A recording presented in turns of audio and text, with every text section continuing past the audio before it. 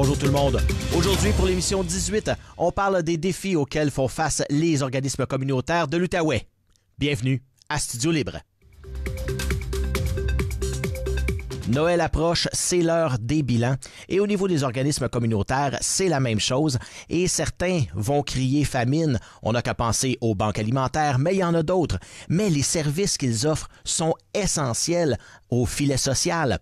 On va aller en parler d'ailleurs de cette situation avec un organisme qui en regroupe beaucoup d'autres, la Trocao. Eh bien, on a aujourd'hui Daniel Kelly-Daou qui est avec nous. Bonjour, Monsieur Kelly-Daou, ça va bien? Bonjour, Sylvain. On en parlait, la Trocao, c'est la table régionale des organismes communautaires autonomes de l'Outaouais. C'est un long titre, mais si on dit que l'organisme est communautaire autonome, ça veut dire qu'il y en a des pas autonomes. Est-ce qu'on peut définir vraiment qu'est-ce qu'un organisme communautaire autonome? Ben, c'est une très bonne question. C'est d'abord et avant tout le mouvement de l'action communautaire autonome. Ça a une vocation de transformation sociale, d'action sociale, d'intervention sur des enjeux sociaux. Là, on parle de adjacent à la santé, l'intervention sociale, santé mentale, la lutte à la pauvreté, travail avec les aînés, etc., etc. Fait que ça, c'est d'abord et avant tout. Puis après ça, quand on parle d'autonomie, d'indépendance, c'est vraiment d'être indépendant comme organisme de la société civile, d'être indépendant des institutions publiques, les villes, des entreprises privées, de côté comme ça. C'est sûr qu'on a des bailleurs de fonds qui sont la plupart du temps le gouvernement, le principal. Après ça, on fait de l'autofinancement puis tout ça. Mais dans la gouvernance, on veut garder notre autonomie. Dans nos pratiques, on veut garder notre autonomie. Puis on trouve que c'est important pour être capable de développer notre propre identité puis être capable d'être proche du monde sur le terrain. Puis être complémentaire avec les services publics, par exemple, puis des trucs du genre. L'autonomie est quand même au cœur de notre identité puis de nos missions. Si vous êtes ici présentement, c'est à cause d'un communiqué qui, à la suite justement du remaniement économique ou de la mise à jour économique du gouvernement, eh bien, on demandait une somme qui était pratiquement le double de ce qu'on a comme financement. Parce qu'on le sait, les organismes communautaires donnent des services qui sont, je le disais en d'entrée de jeu, essentiels et puis qui coûteraient pas mal plus cher si le gouvernement le donnait. Là. Et pourtant, on n'a pas beaucoup de financement et on s'arrache chaque dollar et même j'aurais pratiquement qu'on était à la scène près pour certains. Donc, on demandait, c'était le 21 novembre, est-ce qu'on a eu quelque chose ou ça a été rejeté du revers de la main, cette demande-là?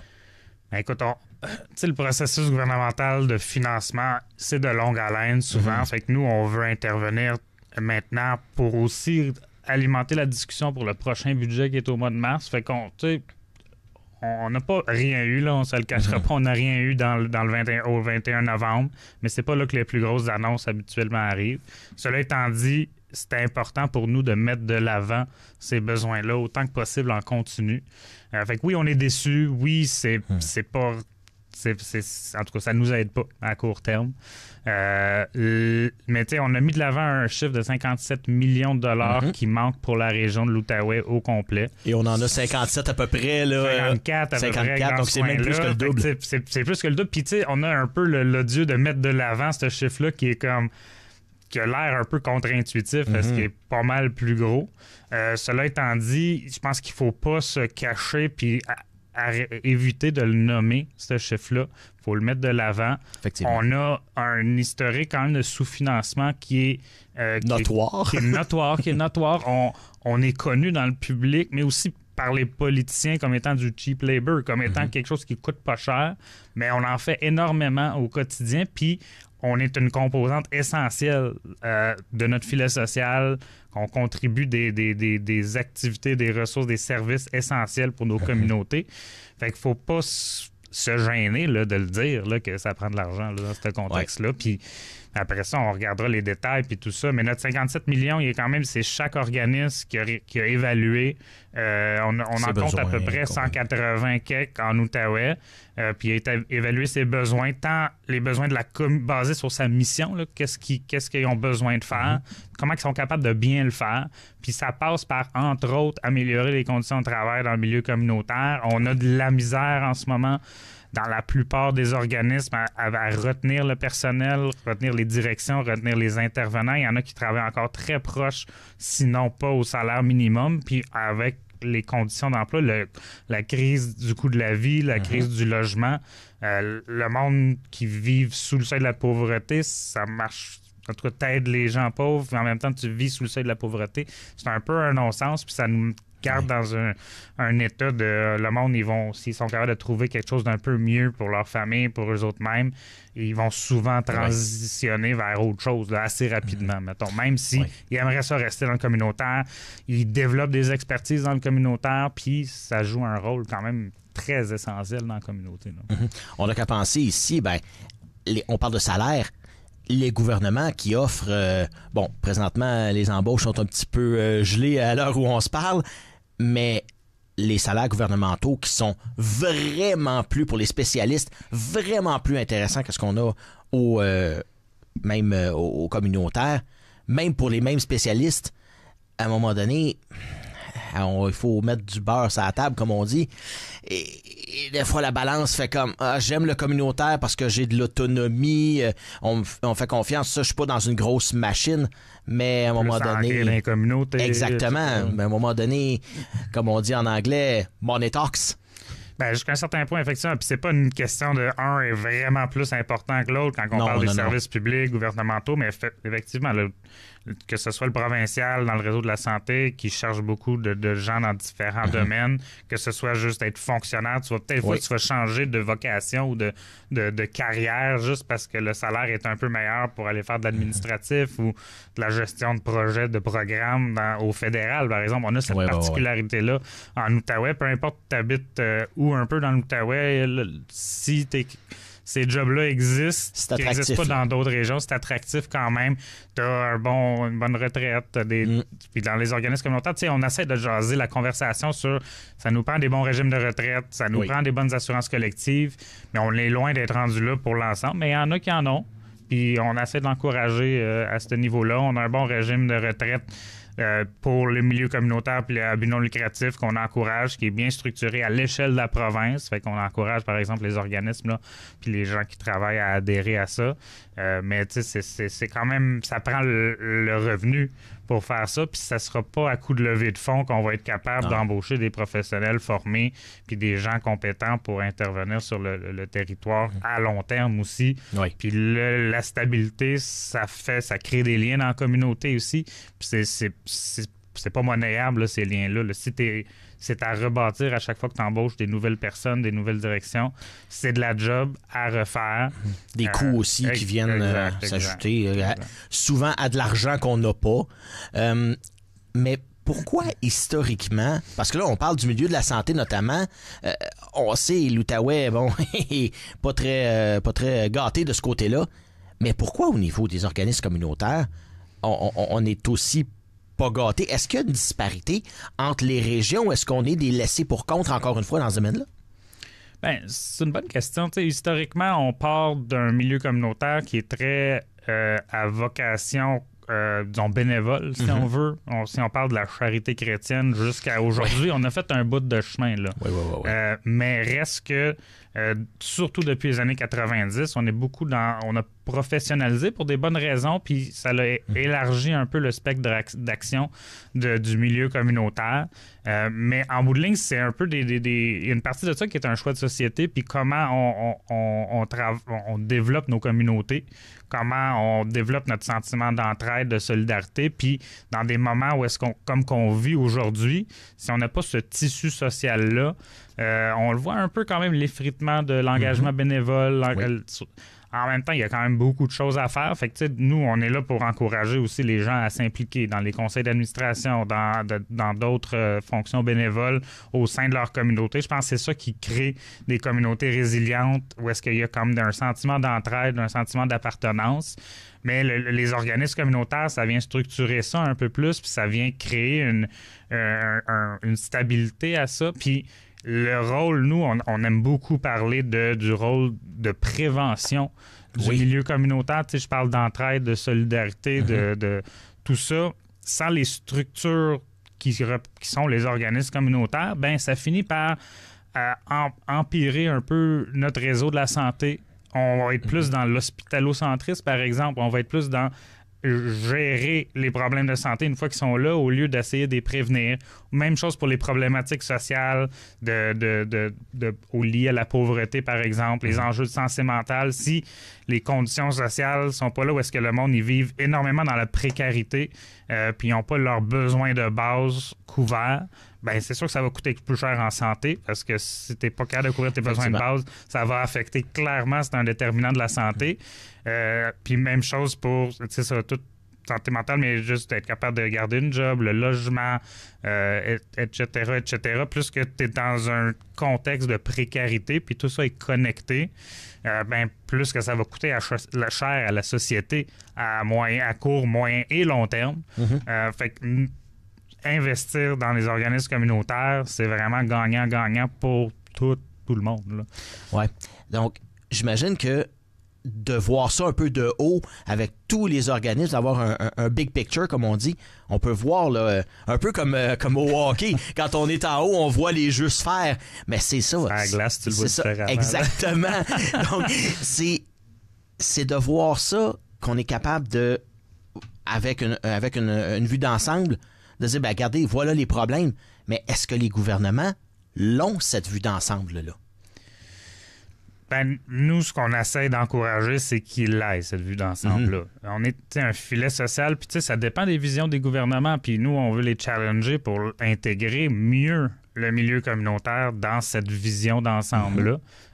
On se le cachera pas, c'est encore vu par beaucoup de politiciens comme une vocation, comme des gens qui se donnent corps et âme à ça, mais nous, oui, c'est une vocation jusqu'à un certain point, mais ça va au-delà de ça, là, dans le sens où c'est une composante essentielle de la résilience puis du bien-être de nos communautés puis des gens qui y vivent.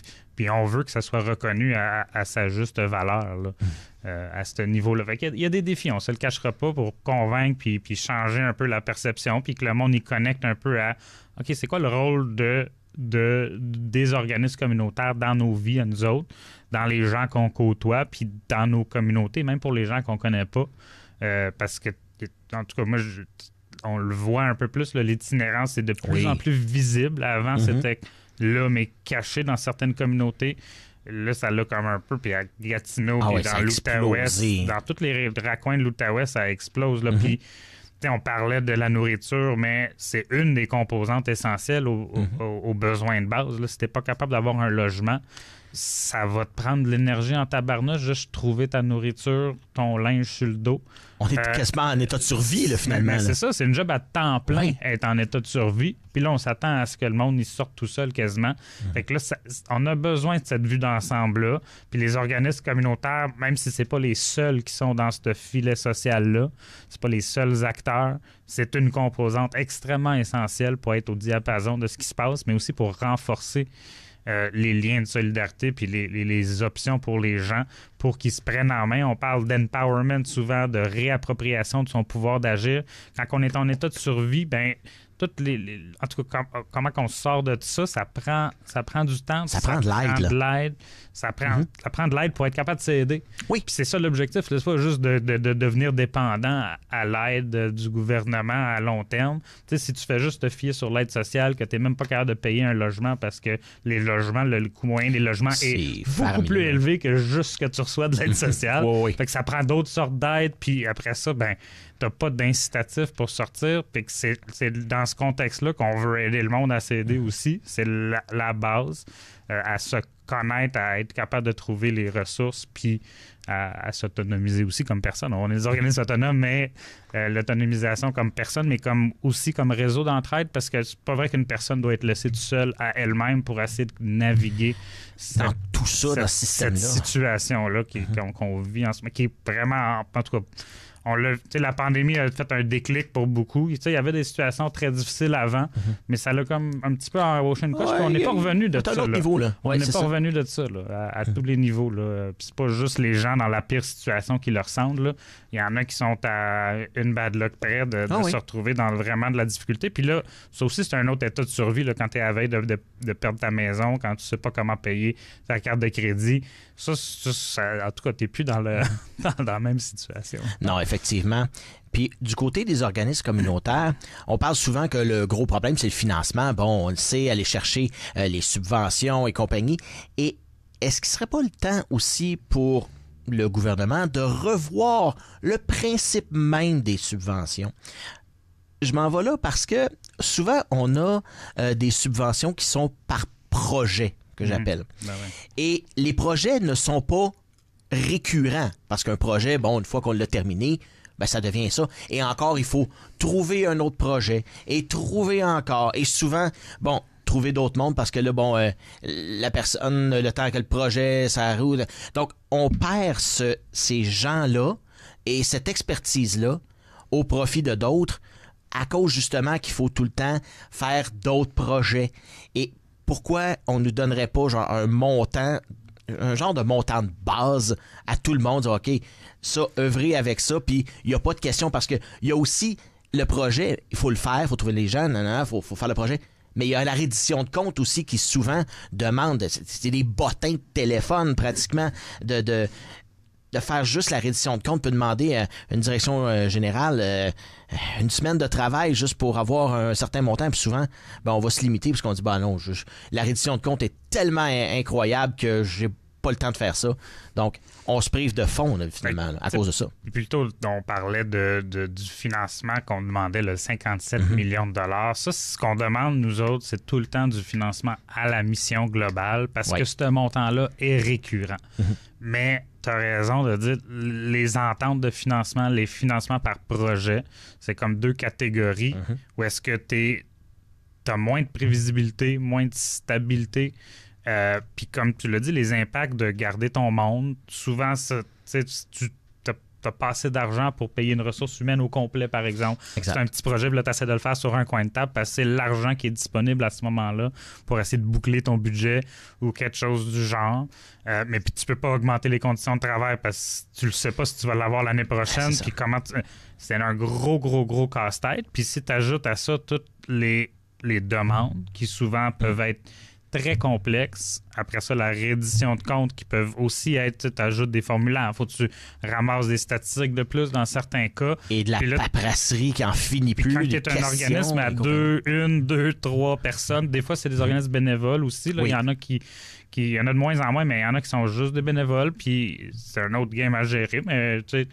Mais là, quand tu es rendu à passer tellement de temps à faire ces trucs-là, on passe à côté de... Puis des fois même, ça nous amène ailleurs que notre mission. Fait que, si les fonds de projet qui existent, c'est pour une affaire là-bas, mais ta mission, c'est plus ici, puis ça chevauche un petit peu ce que le projet permet de faire. Des fois, tu t'éloignes un petit peu, puis tu n'as pas les ressources pour faire le cœur de ton truc. Ça fait que, en tout cas, ça a les conséquences que ça a. Puis les conséquences de cette précarité-là pour les organismes, c'est pas juste pas être capable d'aider plus de monde, c'est d'être capable d'aider le monde qui sont déjà connectés à l'organisme, puis de soutenir ce monde-là. Si tu n'es pas capable de garder tes intervenantes ou tes intervenants, ben tes groupes de discussion, tes groupes de soutien, il va falloir peut-être t'en aller le couple, que tu t'éloignes de ta mission de base, finalement. Il y en a qui ont fini par fermer pour une couple de mois parce qu'ils ont perdu leur direction générale, puis ils étaient trop désorganisés parce qu'ils étaient tellement une petite équipe que ça faisait... Fait que, ça, c'est un pendant négatif de ça, mais c'est des conséquences réelles, puis il y a des gens qui bénéficient de ça, là, puis qui, après ça, ils n'en ont plus, puis ils se retrouvent soit tout seuls, ou bien devoir attendre, ou devoir aller dans le réseau public plus fréquemment, ou des trucs du genre, puis on le sait, l'état du réseau,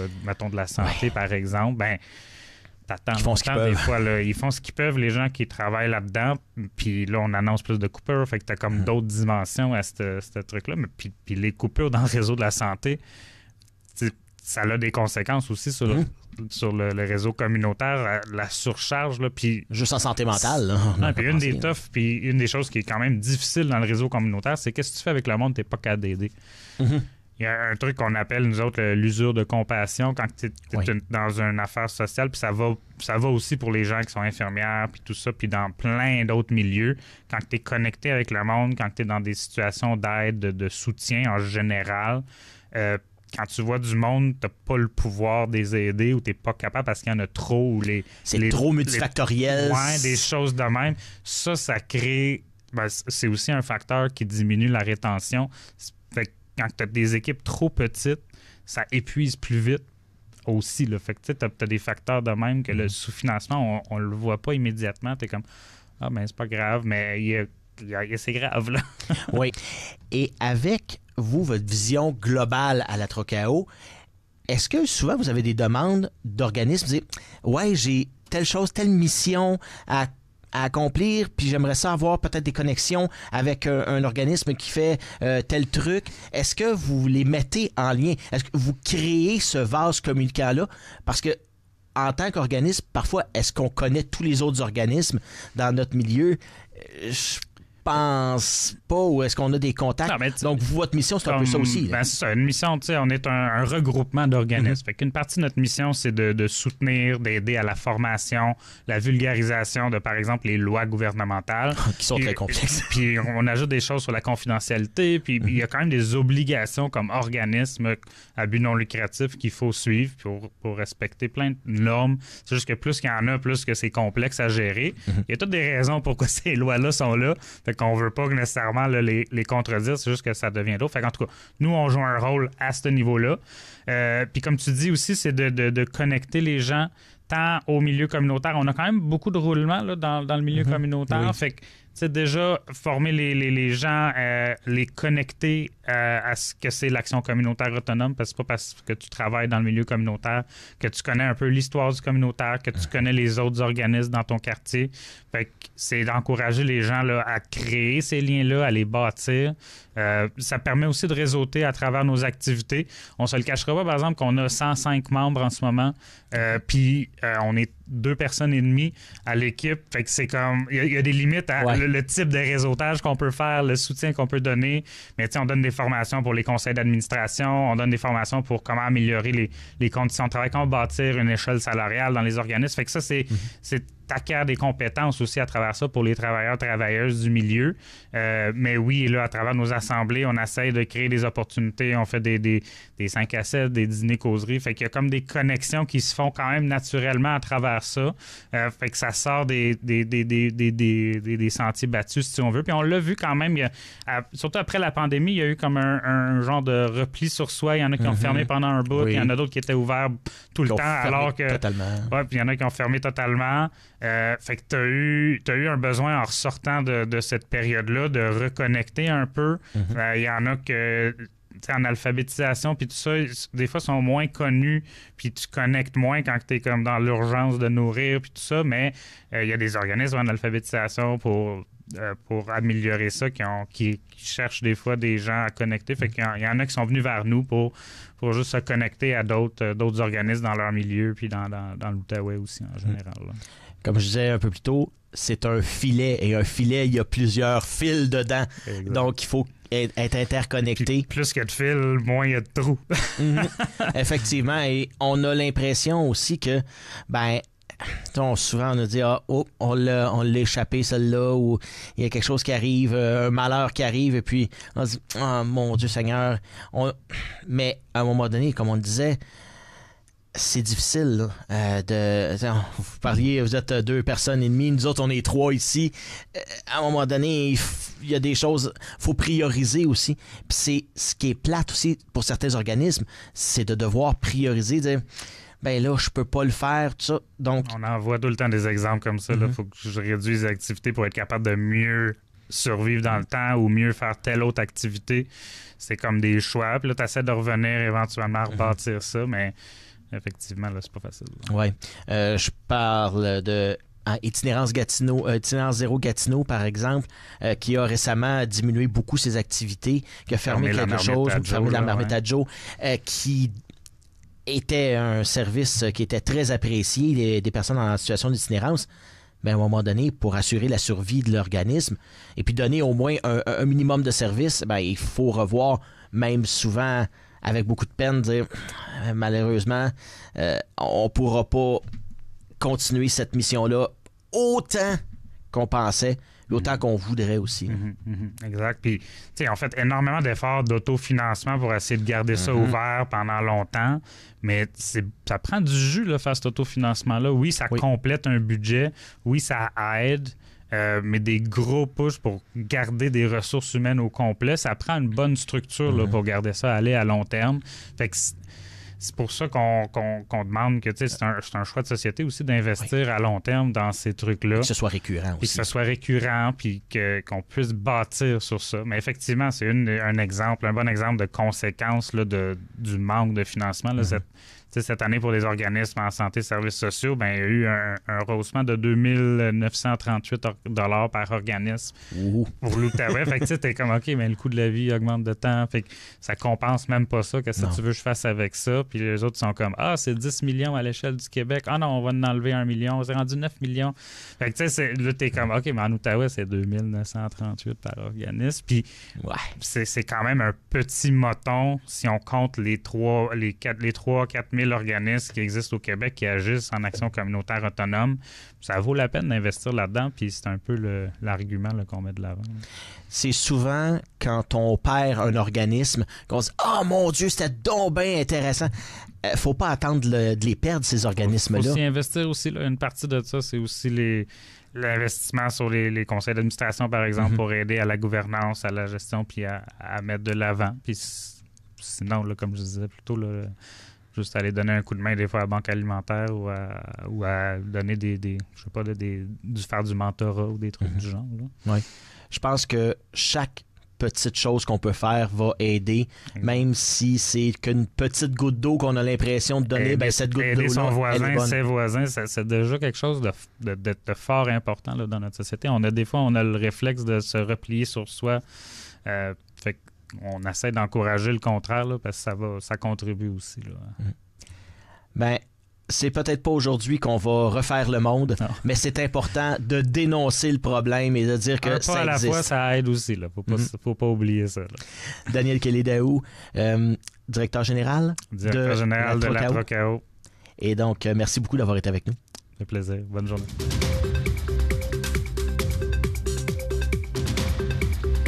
Merci beaucoup d'avoir été des nôtres pour cette édition numéro 18 de Studio Libre.